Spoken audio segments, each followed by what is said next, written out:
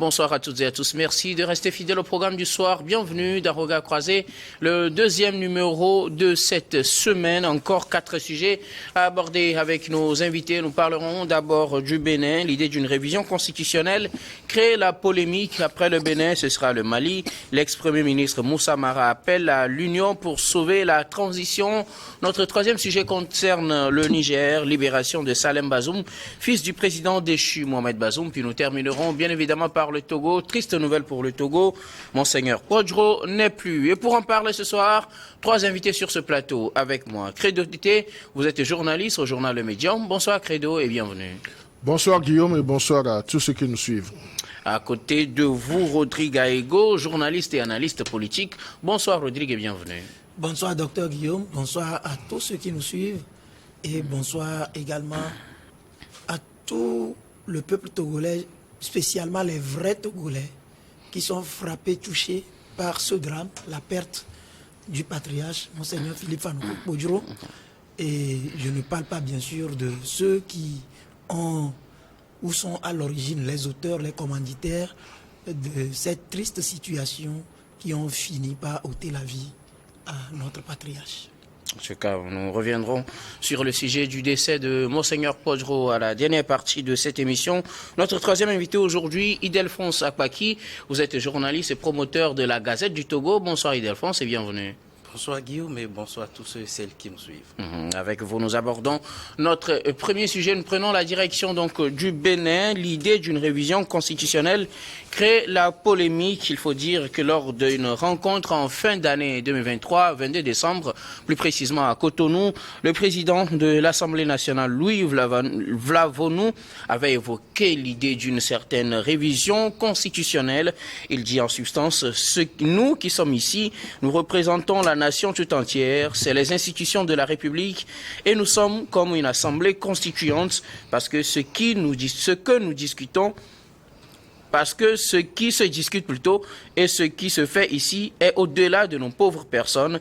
C'est la refonte totale de tout le système qui est en jeu. C'est ce qu'il avait déclaré. Déclaration qui suscite beaucoup de commentaires dans l'opinion et dans la classe politique. Certains estiment que cette déclaration vise à conduire les Béninois à une nouvelle révision de la Constitution qui lui serait peut-être proposée par le gouvernement. Nouvelle révision de la Constitution qui, selon certains aussi, permettrait au président Patrice Talon de pouvoir briguer de nouveaux mandats. On sait qu'il est à son deuxième et dernier mandat constitutionnel à la tête du Bénin. Donc la situation crée des commentaires. Je commence par vous, Credo Tété. Depuis le 22 décembre, avec cette déclaration, le Bénin n'en finit pas avec les commentaires. Certains pensent qu'il faut faire vraiment attention parce que peut-être Patrice Talon, à travers le président de l'Assemblée, veut une nouvelle révision de la Constitution pour se maintenir au pouvoir, même si son camp pense que ce n'est pas le cas. Oui, je crois que le débat est assez tranché au sein de la classe politique béninoise parce qu'avec cette sortie du président de l'Assemblée nationale, M. Vlavonou, cela a ouvert une brèche et puis ça part dans tous les sens. Ça part dans tous les sens et on s'interroge si le président Vlavonou parle d'une assemblée constituante, donc c'est qu'il y a des anguilles sous roche ou bien il y aurait des anguilles sous roche. Et également, si nous scrutons aujourd'hui le débat politique au Bénin, disons la sortie ou bien les propos du président Vlavonou ne sont venus qu'attiser le feu qui couvait déjà. En ce sens que, avec les derniers développements sociopolitiques du côté du Bénin, l'opinion, ou bien une certaine opinion, prêtait déjà l'intention à Patrice Talon, le président de la République du Bénin, de vouloir briguer une nouvelle mandature. Et à la suite, nous avons vu le parti Les Démocrates est monté au créneau, de même que la FCBE, qui ont déjà tablé, ils ont déjà fait la coupole au parti au pouvoir d'avoir eu, disons, des intentions assez cachées. Mais je crois que s'il faut aborder le sujet, il faut l'aborder beaucoup plus dans le camp de M. Patrice Talon. Aujourd'hui, on a comme l'impression qu'il y a un débat, le débat est ailleurs. Est-ce que le débat ne serait pas beaucoup plus sur un chantier de faire ombrage ou bien de bloquer la route à Olivier Bocor, qui est aujourd'hui assimilé au vice-président de la République du Bénin, en ce sens que c'est aujourd'hui le bras droit de monsieur Patrice Talon qui assiste, disons, à tout ce qui se fait dans les couloirs de la politique du Bénin. Et étant de la majorité aussi, ici, nous interrogeons également la question des parrainages qui a lieu uniquement par la voix des députés et des maires, et étant en contact avec tout ce beau monde, est-ce qu'on n'insinuerait pas quelque part que ce monsieur, si on reste sur cette marche d'escalier, pourrait facilement réunir, disons, tous les parrainages possibles? Alors, est-ce que cela gênerait quelqu'un? Parce que Patrice Talon, et à la fin de son mandat, il a dit, dans son entretien qu'il avait accordé aux médias béninois tout récemment, il a son dernier mandat, mais sur la question justement de M. Boko, pour lui, ce n'est pas encore le moment d'évoquer qui va lui succéder. Et donc, il y a effectivement une partie, une frange de son parti qui commence déjà par faire la promotion de ce dernier, ce que le président n'a vraiment pas aimé. Oui, je répondrai à cette question en développant beaucoup plus l'aspect des parrainages. Parce que les parrainages, c'était dit, le format initial, c'est que ce sont les députés, les maires qui accordent le parrainage. Ouais. Mais il y a un débat qui est soulevé par Patrice Talon à l'interne qui voudrait que les parrainages aient, en dernier ressort, l'assentiment des présidents des partis politiques. Donc, c'est là où les dés peuvent être pipés. Pourquoi cela? Donc, si on fait une lecture entre les lignes, on peut aller jusqu'à dire que Patrice Talon ne voudrait pas d'une succession à la Bokor ou bien avec Olivier Bokor. Donc là... Alors, est-ce que c'est une raison pour dire qu'il voudrait une nouvelle constitution pour se maintenir au pouvoir? Justement, la nouvelle constitution, lorsqu'on parlera de la nouvelle république, donc c'est comme si on remettait tous les la pendule sera remise à zéro et ça lui permettra de briguer sous le sceau de l'expression de la démocratie dans une certaine mesure à un nouveau mandat. Donc là, aujourd'hui, c'est vrai, on peut dire dans une considération que la sortie des partis politiques de l'opposition, lorsque vous évoluez avec le Sphinx, donc vous devez savoir aussi anticiper sur les choses. Et moi, j'assimile les déclarations des partis FCBE et puis démocrates comme une anticipation sur les probables intentions qu'aurait Patrice Talon. Pour vous, il ne faut pas exclure le fait que Patrice Talon veuille effectivement briguer un nouveau mandat. Non, je ne peux pas l'affirmer sur ce plateau parce que du moment où la personne même ne l'a pas affirmé, mais sachant lire entre les lignes, lorsque les circonstances seront réunies, donc ça sera... non seulement la prudence, mais il faut savoir compter avec Patrice Talon en cet être politique, en cet animal politique qui est assez rusé. Donc s'il arrive à faire passer l'option du dernier hockey des questions de parrainage par le président ou bien les présidents des partis politiques, donc c'est que il aurait des intentions bien cachées. Merci beaucoup à vous. Credo Tété Rodrigue-Aego, est-ce que Patrice Talon a l'intention de se maintenir au pouvoir à la faveur d'une révision constitutionnelle? En tout cas, c'est l'interprétation que certains font de cette déclaration du président de l'Assemblée nationale qui prône une refonte totale du système au Bénin. Je voudrais dans un premier temps préciser que la paranoïa qui anime aujourd'hui le peuple béninois ou les acteurs qui animent la vie sociopolitique du Bénin, j'avoue que elle est comprise. Elle est comprise à partir du moment où vous habitez à côté d'un WC qui pue et dont vous connaissez les réalités. Vous ne pouvez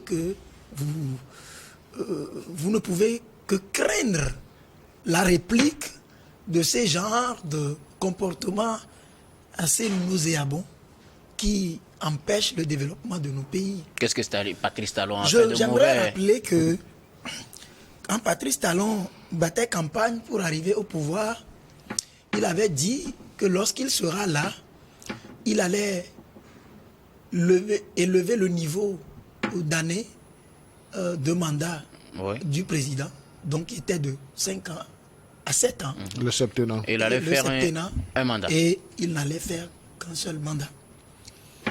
Car les travaux, vous savez, ça c'est l'expression d'un candidat qui arrive. Quand il est venu, il a effectivement voulu joindre l'acte à la parole en initiant donc cette révision constitutionnelle-là, qui n'a pas pu acter le septennat, mais qui a plutôt, je dirais, maintenu fermement les 5 années, mais ajouté une formule particulière qui fait peur sous les tropiques. Je voudrais citer l'article 42 nouveau de cette constitution, donc la loi de 2019-40 du 7 novembre 2019 portant révision de la loi numéro 90-32 du 11 décembre 90 portant constitution de la République du Bénin. L'article 42 nouveau dit exactement ceci. Le président de la République est élu au suffrage universel direct pour un mandat de 5 ans renouvelable une seule fois. Là n'est pas le problème, parce que c'est là-bas que les pseudo-constitutionnalistes s'arc-boutent pour parler de remise de compteurs à zéro, évoquer des questions de rétroactivité qui, ma foi, ne s'enseignent pas par eux-mêmes dans les universités. Mais le cas du Bénin a été verrouillé par une nouvelle disposition. J'en viens. Okay. Et l'alinéa 2, non, c'est ça, le second alinéa qui dit « En aucun cas, nul ne peut de sa vie exercer plus de 2 mandats de président de la République. Et quand on s'arrête à ça et on jette un coup d'œil à l'article 80 nouveau de la même constitution, il y a aussi limitation à 2 mandats renouvelables une seule fois de députés à l'Assemblée nationale. Comme Credo l'a dit tout à l'heure, la situation des parrainages, je pense que c'est une préoccupation. Et dans la vie d'une république, on fait évoluer les choses. On peut dire que c'est la toute première fois que ça a été expérimenté. Parce qu'au premier mandat de Patrice Talon, il est venu sous la constitution qui existait. Et à l'initiative de cette nouvelle constitution qui porte en termes de révision ses griffes, il y a les parrainages. Donc on va dire que le peuple béninois a expérimenté les parrainages. Et s'il y a des leçons à tirer, c'est le lieu de s'asseoir, poser le problème, faire l'état des lieux. Est-ce que ça nous a avancé ou est-ce que ça nous a reculé? Maintenant, le fait de dire qu'on veut une refonte du système, est-ce à dire qu'on veut que Patrice Talon soit à nouveau candidat? Je ne pense pas. C'est pour ça que je parle de paranoïa. Parce qu'à côté du Bénin, il y a un pays dans lequel on est spécialisé dans cette histoire de remise de compteurs à zéro. On est à son 3e premier mandat, etc., etc. Et quand on sait qu'on ne peut pas faire confiance aux pseudo-constitutionnalistes que nous avons, c'est normal que le peuple béninois ou les acteurs qui animent la vie sociopolitique du Bénin aient peur. Donc maintenant, vous partagez les critiques qui sont formulées à l'endroit de cette déclaration? Écoutez, en démocratie, quand on veut avancer, on n'empêche pas les gens de s'exprimer. Ça aurait été sous les tropiques que d'autres auraient été mis sous les verrous. Parce qu'on n'aime pas les vrais débats. Mais dans une société qui veut évoluer, mais c'est une question de dynamisme d'ailleurs, permettant à chacun de faire parler ce qu'il a observé. En juillet 2021, je suis membre d'une organisation qui était à Cotonou pour le second sommet citoyen sur la bonne gouvernance, l'alternance et la démocratie. Et nous avons, à cause de cette kleptomanie liée à l'obsession de pouvoir, initié le relais, le bateau que nous appelons le bâton de la limitation des mandats.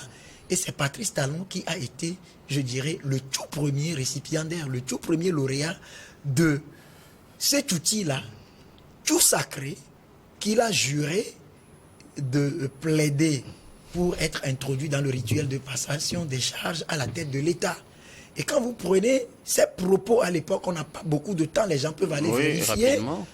Il a réitéré et d'ailleurs donné avec une date précise un rendez-vous à tous les acteurs qui sont venus de tous les pays de la CEDEAO et de l'extérieur, et donc de l'espace ou du continent, de venir assister à cette passation de charges. Ce qui voudra dire qu'aujourd'hui, la confiance n'exclut pas le contrôle.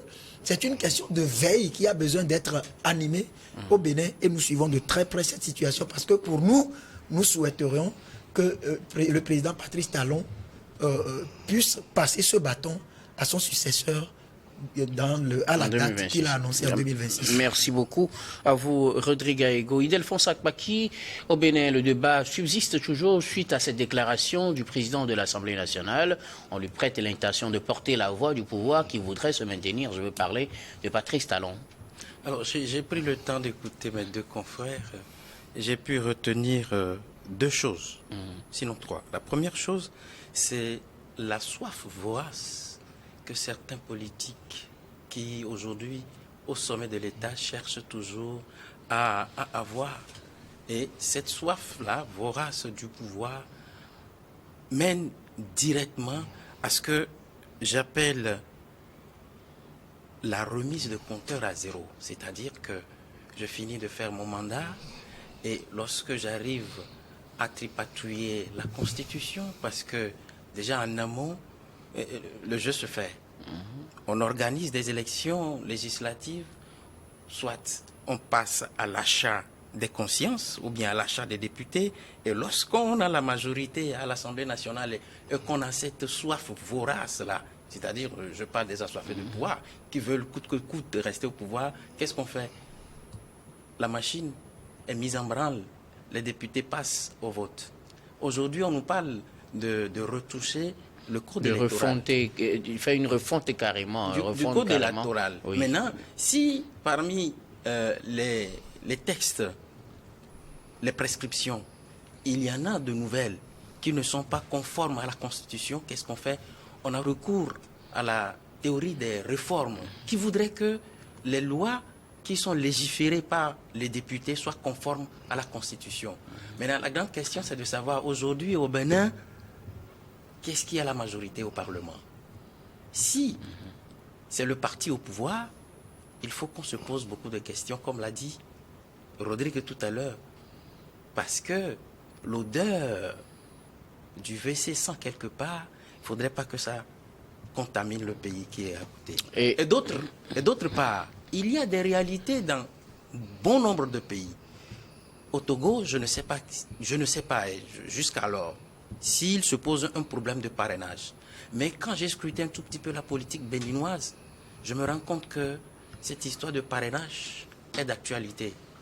Il y a des éléments vidéo qui sortent, qui ont été des faits antérieurs, qui parlent de l'arrestation de Talon par Yahi Boni, qui parlent de Yahi Boni qui est allé voir Talon pour que Talon le parraine. Et tout ça, là, c'est des réalités qui sont conformes à des États, propres à ces États-là. Mais si on en tient compte, aujourd'hui, comme l'a dit Rodrigue tout à l'heure, j'ai aussi participé au second à ce sommet-là citoyen qui a permis de rendre... mais j'étais témoin oculaire et auditif. Et j'ai vu M. Talon qui a pris le témoin et qui a dit qu'il va d'ailleurs l'inscrire dans le protocole de passation de témoins au sommet de l'État. Mais si aujourd'hui, on nous donne... Vous doutez aujourd'hui de sa parole donnée? Oui, mais, non, mais pas totalement, parce que je voudrais... Mais partiellement, oui. L'entendre parler Ok. de ce que je suis un candidat au 3e mandat. Patrice Talon l'a dit tout récemment, lui, c'est son dernier mandat. Tout à fait. Voilà pourquoi je suis sceptique. Et je voudrais que ça sorte de sa bouche. En tout cas, merci beaucoup. À vous, nous allons marquer la pause, puis on revient juste après pour la suite de cette émission.